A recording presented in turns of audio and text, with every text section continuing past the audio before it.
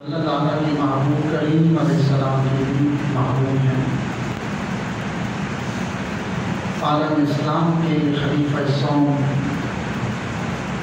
امیر المؤمنین، داماد رسول حضرت سیدنا عثمان غنی ذی النورین رضی اللہ تعالیٰ عنہ، آپ کا اس ماہ مقدس کی 18 تاریخ یعنی 18 ذی الحج کو آپ کا یوم شہادت ہے۔ آج ذی الحج کی 19 تاریخ ہے۔ گزشتہ روز آپ کا یوم شہادت تھا۔ آج حضور کی امت کی علماء جمعۃ المبارک کے خطبات میں حضرت سیدنا عثمان غنی رضی اللہ تعالیٰ عنہ کو حضور نذرانہ حقیقت خراج عقیدت پیش کر رہی ہیں۔ آپ کی مقدس معطر مطہر منور حیات طیبہ کو گفتگو کر رہی ہے۔ آپ کی بڑی پیاری، بڑی روحانیت بھری اور بڑی مقدس حیات طیبہ ہے۔ حضور کے ہر صحابی کا اپنا مقام ہے، اور بالخصوص خلفائے راشدین میں سے ہر صحابی رسول سیدنا صدیق اکبر، سیدنا فاروق اعظم، سیدنا عثمان غنی ذی النورین، سیدنا علی المرتضیٰ کرم اللہ تعالیٰ وجہہ الکریم، ان اصحاب کفار کا اپنا ایک مقام ہے۔ لیکن جو شان، جو عظمت، جو رفعت، جو مقام و مراتب سیدنا عثمان غنی ذی النورین رضی اللہ تعالیٰ عنہ تھے، وہ کسی اور کے نہیں۔ حضرت آدم علیہ السلام سے لے کر حضور خاتم النبیین صلی اللہ تعالیٰ علیہ وسلم تک ایک واحد شخصیت ہے، حضرت عثمان غنی رضی اللہ تعالیٰ عنہ واحد شخصیت تھے کہ جن کے نکاح میں اللہ کے رسول کی دو بیٹیاں تھیں۔ یہ سعادت اور کسی انسان کو نصیب نہ ہو سکتی کہ کسی کے نکاح میں اللہ کے رسول کی، اللہ کے نبی کی دو بیٹیاں، دو صاحبزادیاں۔ یہ واحد سیدنا عثمان غنی تھے کہ جن کے نکاح میں، اور وہ بھی خاتم النبیین، تاجدار انبیاء و رسول، آپ کی دو صاحبزادی۔ پہلی صاحبزادی جب سیدہ رقیہ رضی اللہ تعالیٰ عنہا، آپ کی نکاح بھی تھی، اور ایک دن حضور نے حضرت اسامہ بن زید جو ابھی چھوٹے بچے تھے، معصوم تھے، حضور کے گھر میں تھے، حضور کی گھر میں بکری کا گوشت تیار ہوا، تو حضور نے حضرت اسامہ بن زید کو وہ گوشت دے کر بھیجا کہ جاؤ حضرت عثمان کے گھر میں لے کے آؤ۔ حضرت اسامہ بن زید رضی اللہ تعالیٰ عنہ فرماتے ہیں میں وہ سالن لے کر حضور کے گھر سے حضرت عثمان کے گھر میں گیا، اور سیدہ رقیہ حضور کی صاحبزادی بڑی، اور سیدنا عثمان غنی آپ تشریف فرما تھے۔ تو آپ فرماتے ہیں کہ میں نے اس سے حسین جوڑی پہلے کبھی نہ دیکھی، نہ بعد دیکھی۔ کہتے ہیں میں نے سالن دیا، خاموشی سے واپس آ گیا، مسجد میں آیا تو حضور تشریف فرما تھے، اور حضور نے مجھ سے پوچھا کہ اسامہ کبھی ایسی حسین جوڑی دیکھی ہے؟ تو میں نے کہا حضور نہیں۔ تو حضور نے فرمایا کہ حضرت عثمان کی جو صورت ہے، جو شکل ہے، یہ میرے جدی امجد سیدنا ابراہیم علیہ السلام سے ملتی ہے۔ اللہ نے ان کو بڑا حسن عطا کیا۔ ہر صحابہ کرام کی زندگی سے حضور کی زندگی نظر آتی تھی، لیکن حضور کی جو خلق تھا، اخلاق کریمانہ تھی، ان میں جو شرم و حیا کی جو صفت تھی وہ سیدنا عثمان غنی اس کا پیدا تھا۔ حضور کی پہلی صاحبزادی کا جب انتقال ہوا سیدہ رقیہ رضی اللہ تعالیٰ عنہا، تو حضور نے اپنی دوسری بیٹی حضرت سیدہ ام کلثوم رضی اللہ تعالیٰ عنہا کا نکاح حضرت عثمان سے کر دیا۔ تو طرح طرح کی باتیں ہونے لگی کہ حضور نے ایک بیٹی تھی دوسری بیٹی تھی۔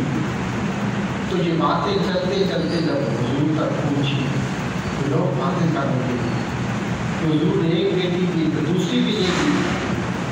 تو حضور نے فرمایا کہ لوگوں سنو، حدیث پاک ہے، اگر میری 40 بیٹیاں ہوتی اور وہ یکے بعد دیگرے انتقال کرتی تو میں ساری بیٹیاں یکے بعد دیگرے انتقال کے بعد 40 کی 40 عثمان کے نکاح ہوتے۔ تو میں ایک بیٹی کی بات کرتے ہوئے حضور کی دوسری بیٹی کا نکاح عثمان سے کر دیتا ہے۔ یہ وہ سیدنا عثمان غنی رضی اللہ تعالیٰ عنہ۔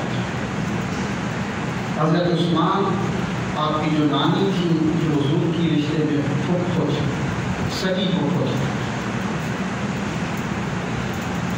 چوتھی پانچویں نسل میں جا کر حضور کا خاندان حضرت عثمان کے خاندان سے ملتا۔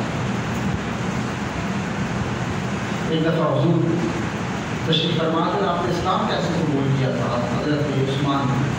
تو سیدنا صدیق اکبر تاجر تھے، تو تاجروں کے آپس میں تاجروں سے تعلقات تھے، اور سیدنا عثمان غنی رضی اللہ تعالیٰ عنہ بھی بہت بڑے تاجر تھے، آپ سے تاجرانہ مراسم تھے۔ سیدنا صدیق اکبر نے آپ کو اسلام کی دعوت پیش کی، آپ کو قبول فرمایا، اسلام قبول کر لیا۔ آپ اسلام میں چوتھے پانچویں نمبر کے مسلمان تھے جنہوں نے چوتھے یا پانچویں نمبر پر حضور کا کلمہ پڑھا۔ چچا کو پتہ چل گیا، حضرت عثمان حضور کا کلمہ پڑھ لیا۔ آج لوگ دیکھیں نا، منہ پہ نہ داڑھی ہے نہ ٹوپی ہے، دور تک اسلام سے کوئی واسطہ نہیں، اور پھر اسلام کی ترجمانی میڈیا پہ بیٹھ کے کرنی، اسلام پہ چلنا بڑا مشکل ہے۔ طرح طرح کی باتیں، داڑھی رکھنی مشکل ہے، جدید دور کا تقاضا ہے۔ اچھا، یہ تو ان صحابہ کرام سے پوچھنا کہ اسلام سے چلنا مشکل تھا تمہارے لیے یا آج کے مسلمان کے؟ مسجد میں آپ آئے، تعلیم پیچھے ہیں، پنکھے چل رہے ہیں، اے سی چل رہے ہیں، سردی میں اچھا ماحول ہے، گرم ماحول، گرمی میں ٹھنڈا ماحول ہے، اور پھر بھی کیا ہے جی کہ اسلام پہ چلنا مشکل ہے۔ ٹھیک ہے، ابھی دیکھیے کہ عید گزری ہے اور میڈیا والے لوگوں سے انٹرویو لے رہے تھے کہ جی آپ تعلیم کی نماز پڑھیں گے؟ الحمدللہ آپ پڑھیں گے، آپ مسلمان، الحمدللہ مسلمان، عید کی نماز پڑھیں گے؟ جی پڑھیں گے۔ یہ میڈیا پہ تھا، تو یہ بتائیں کہ عید کی رکعتیں کتنی ہیں؟ کتنا مزاج میڈیا پہ بنا ہوا تھا، سوشل میڈیا پہ ہے۔ کوئی کہتا ہے جی 7 رکعتیں ہیں، کوئی کہتا ہے 2 رکعتیں ہیں، تکبیریں کتنی ہیں؟ کس نے کہا جی 2 رکعتوں میں 1 تکبیر ہے، کون سی ہے؟ جو زیبا کے وقت پڑھی جاتی ہے۔ پھر اتنا لوگوں سے پوچھ رہے تھے، کسی کو بھی نماز عید پڑھنے کا طریقہ نہیں آ رہا۔ اور پھر آپ کے طنز کے تیر علماء پہ برستے، علماء ایسے ایک علماء سے نفرت پھیلائی جا رہی ہے۔ جب لوگ علماء کے قریب نہیں آئیں گے، مساجد میں نہیں آئیں گے، جمعے کا خطبہ سننے نہیں آئیں گے، عین نماز کے وقت پہ آئیں گے، پھر کیا پتہ ہوگا قربانی کیا ہے، عید کی نماز کیا ہے، جمعہ کیا ہے، ارکان اسلام کیا ہیں، اسلام کے فرائض کیا ہیں، اسلام کے واجبات کیا ہیں، والدین کے حقوق کیا ہیں، اہل محلہ کے، ہمسائے کے، معاشرے کی، اولاد کی، بیوی کے حقوق کیا ہیں، اسلام کی ہم پہ کیا ذمہ داری عائد ہوتی ہے۔ نہیں پاس آئے، نماز پڑھی بھاگ گئے، جمعے کا دن ہوا ہے، جمعے کی نماز کے وقت آئے، چلے گئے۔ لیکن جب میڈیا میں یہ دیکھا نا عید کے دنوں میں، تو سر شرم سے چھوٹ جاتا، کسی ایک کو بھی پتہ نہیں تھا۔ اور پھر مزاج، کوئی کہتا ہے 1 رکعت ہے، کوئی کہتا ہے 10 رکعتیں ہیں، کوئی کہتا ہے 3 تکبیریں ہیں۔ اور پھر کہنا جی اسلام پہ چلنا مشکل ہے، یعنی بڑے آرام سے کیا کریں. یہ سوال ہے ہم پہ، ہمارے گناہوں کی، ہمارے سیاہ اعمال جو ان کی پکڑ ہے کہ آج جن کو سیدھا کلمہ پڑھنا نہیں آتا وہ ہمارے رہبر ہیں، ہمارے رہنما ہیں، ہم ان کے کہنے پہ چلتے ہیں، وہ اسلام کی ترجمانی کرتے ہیں غیر مسلموں کے سامنے.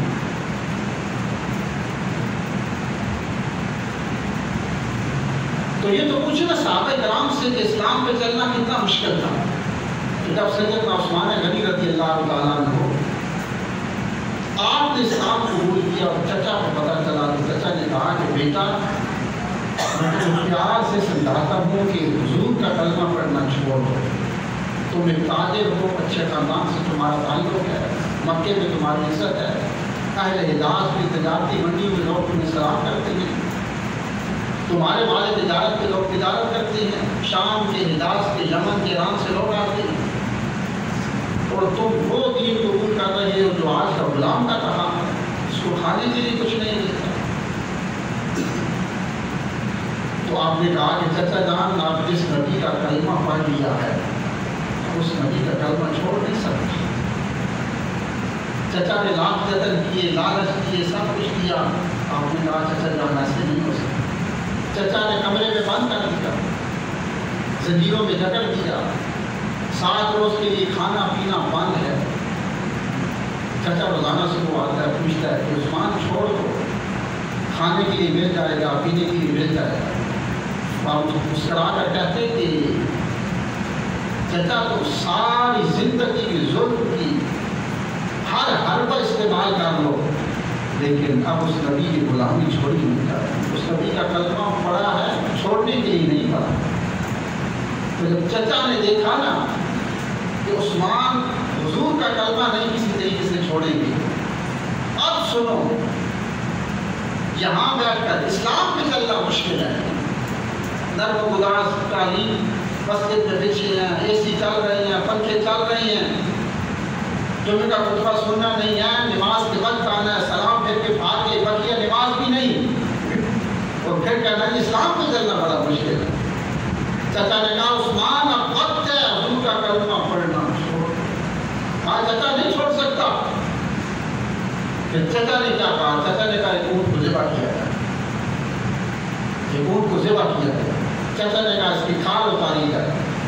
اس اونٹ کی کھال اتاری گئی، تازی کچی کھال کی اونٹ کی. اب چچا نے کہا عثمان کو پکڑ کے اندر سے کمرے سے لاؤ، زنجیروں میں جکڑے ہوئے تھے، لوگ بال پکڑ کے لائے. چچا نے کہا کہ عثمان کو اس کچی کھال میں لپیٹ کے کس کے رسی اسے باندھ دو. حضرت عثمان غنی کو جو نرم و گداز جن کی زندگی شہزادوں کی طرح زندگی تھی، 20واں سینکڑوں آپ کے غلام تھے، ایسی شہانہ زندگی شہزادوں کی طرح. اسلام امتحان لیتا ہے. کس کر چچا نے غلاموں سے کہا، لوگوں سے کہا، مکے والوں سے، میرے بھتیجے عثمان کو اس کچی اونٹ کی کھال میں باندھ دو. حضرت عثمان غنی کو اس کچی کھال میں باندھ دیا گیا. چچا نے کہا کہ اس کو درخت پہ لٹکا دو. لوگوں نے وہ کھال اٹھائی جس میں آپ بندے ہوئے تھے، جس میں آواز داخل نہیں ہوتی تھی، اس کو لٹکا دیا گیا. چچا نے کہا کہ نیچے آگ جلائی جائے. اس کچی کھال میں آپ کو باندھ کر کے آگ کی دھونی دی گئی. اس نے اندازہ لگائیں اونٹ کی کچی تازی کھال ہو، انسان اس میں جکڑا ہوا ہو، نیچے سے آگ کی تپش ہو، پھر اس کی کتنی بدبو اٹھے گی. لیکن آپ نے کلمہ پڑھنا پھر بھی نہیں چھوڑا، اور آپ نے یہ نہیں کہا تھا کہ اسلام میں چلنا مشکل ہے. آپ کی جب کتنی کھالیں لگے دی گئی، اسلام کے نام پر کتنی ٹھوکریں لگی، کتنے آپ کو کانٹے چھوڑے. نہیں، یہ وہ لوگ تھے جنہوں نے اسلام کی خاطر قربانیاں دی اور جن کی وجہ سے آج زندہ اور جدید اسلام ہم تک پہنچا. سیدنا عثمان غنی رضی اللہ تعالیٰ حضور کا کلمہ پڑھتے، اور پھر ایک دن ایسے ہوا حضور تشریف فرما تھے، جو حضور کے خلق کے کریمانہ میں سب سے بڑی جو صفت سیدنا عثمان غنی میں نظر آتی تھی وہ ایک سخاوت تھی ایک شرح مواجہ ہے۔ آپ اس سے اندازہ لگا لیں، توجہ فرمانا میری اس بات کی طرف، توجہ ہے، توجہ فرمانا۔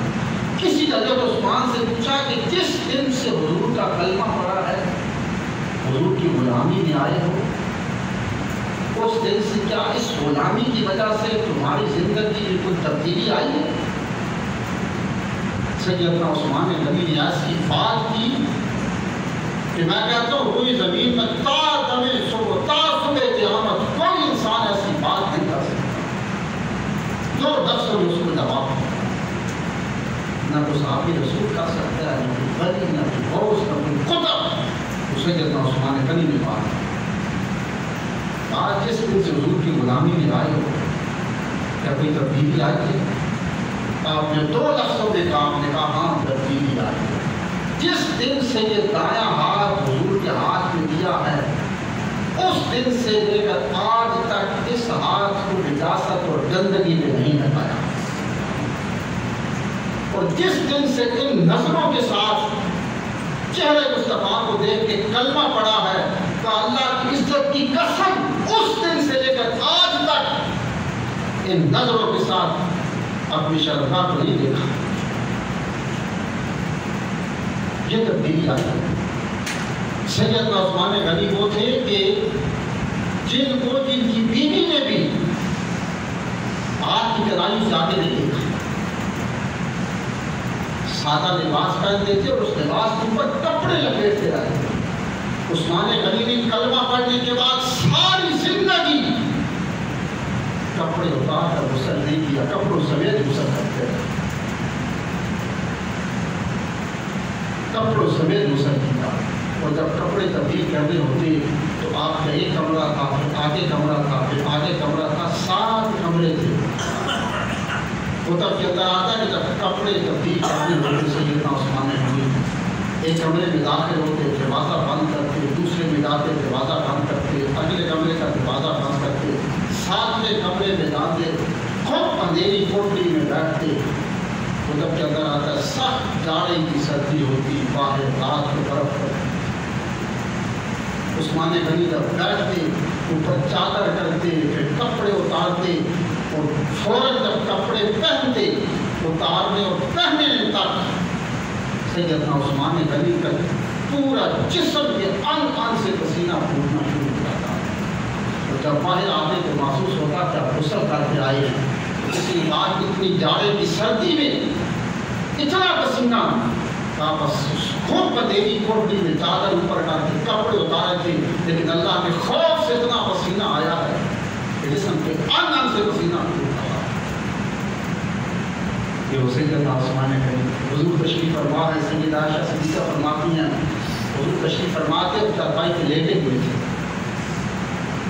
اور آپ کا جو تہبند تھا جو سلوار مبارک تھی وہ پنڈلی سے ذرا اوپر تھی، پنڈلی میں تک حضور کی پنڈلی نظر آ رہی ہے۔ مرد کا جو صدر ہے وہ ناف سے لے کر گھٹنے تک ہوتا ہے، تو حضور کی جو پنڈلی تھی وہ نظر آ رہی تھی۔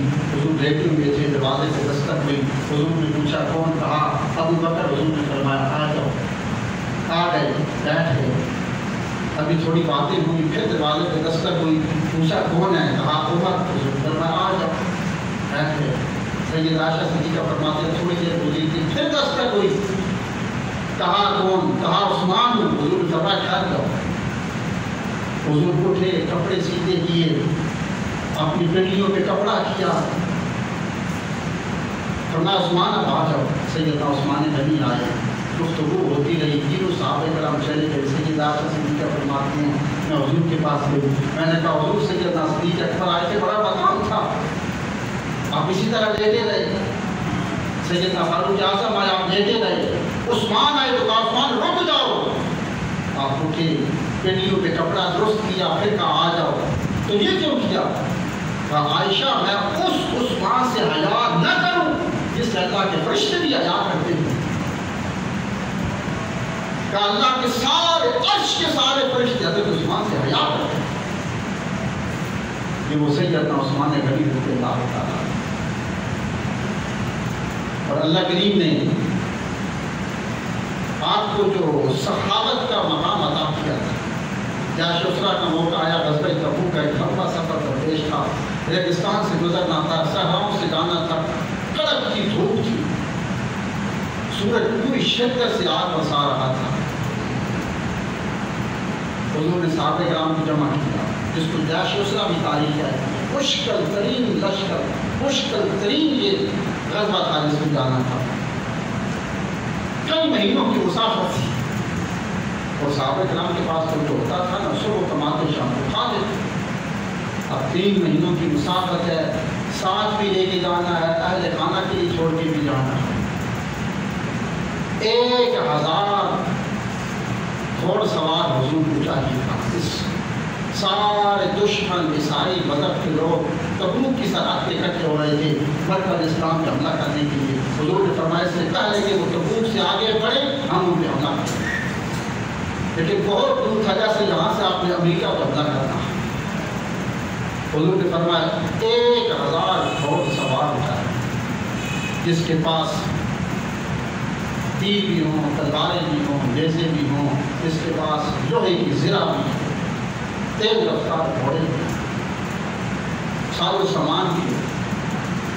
صحابہ کرام کے پاس پھٹا پرانا لباس، صبح کام کرتے شام کو کھا لیتے، کیا تھا؟ ابھی کھجوریں پکی نہیں تھی۔ حضور نے صحابہ کرام کو بلایا، کہا یہ مسئلہ درپیش ہے، جنگ کے لیے مال جمع کرواؤ۔ تو یہ حضور نے اعلان فرمایا چندے کی، کبھی کبھی مسجد اور مدارس کے لیے چندہ اکٹھا کرنے کا اعلان بھی کرنا کہ حضور کی سنت ہے۔ حضور نے فرمایا مال اکٹھا کرواؤ۔